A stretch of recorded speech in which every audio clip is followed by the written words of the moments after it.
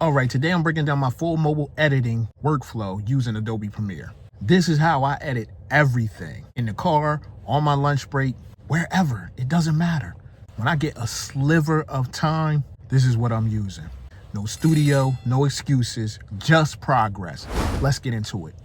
Now, first off, let's even talk about why I edit my videos on my phone. It's fast and it's convenient, and it removes every excuse that I could have.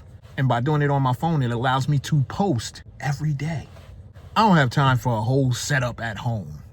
I'm working, I got family, but I'm building a brand, and mobile Premiere allows me to make moves.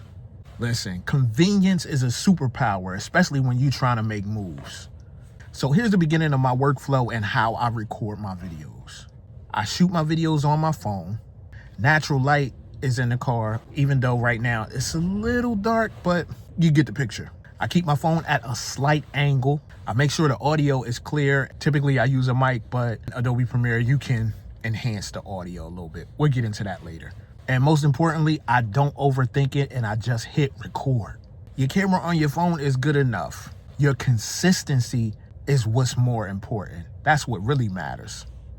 After I'm done recording, I open up Premiere and import my clips right away. From here, I just airdrop it or I pull it straight from the camera roll. And this part is pretty simple. I just organize them according to how I shot the clips. Here's a key rule. From here, I take the trash and I delete it before it hits the timeline to avoid any clutter. Now, this is the part that everybody really wants to know, or what they may be interested in the most, the actual editing process. Trim the fat. I go through, I cut all the pauses, all the stumbles, and the overthinking. By doing this, your video instantly becomes more watchable. Audio clips. I boost the audio a little, and then I use Premiere's built-in audio enhancement. Clean audio equals viewer retention. Remember that. Remember that. Add captions if you need them. Now, this is nothing fancy. Keep it small, clean, and at the bottom third. When you do this, this helps viewers follow along. It helps the retention rate. Add minimal text. Now, sometimes I add a little highlighting sometimes I'll throw in a little text highlighting, key points, but just a little bit. Don't go crazy. We're not making TikToks. This is long form YouTube videos. Color correction. Now, color correction is simple. Like this specific video that I'm shooting right now could probably use that. But here's some of the things that I tend to do.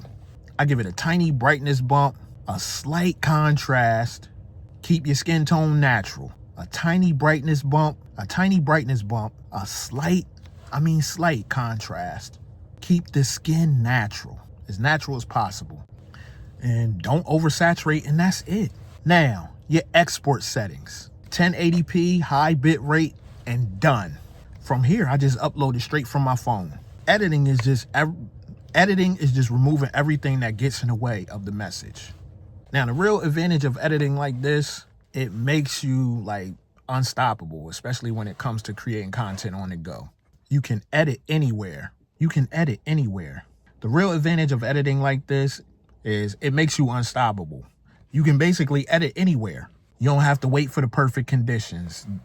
Just grab your phone and get busy. Most importantly, you stay consistent. And that's the whole purpose of this video and this daily video journey. Just remember, the fastest video editor is the video editor who posted today. And that is my full mobile editing workflow. Simple, fast, and effective. This is how I stay on top of daily long form video posting without having a whole studio setup. If you want me to break down my workflow for shorts or give you a full Premiere mobile tutorial, drop a comment below, and I'll see y'all tomorrow.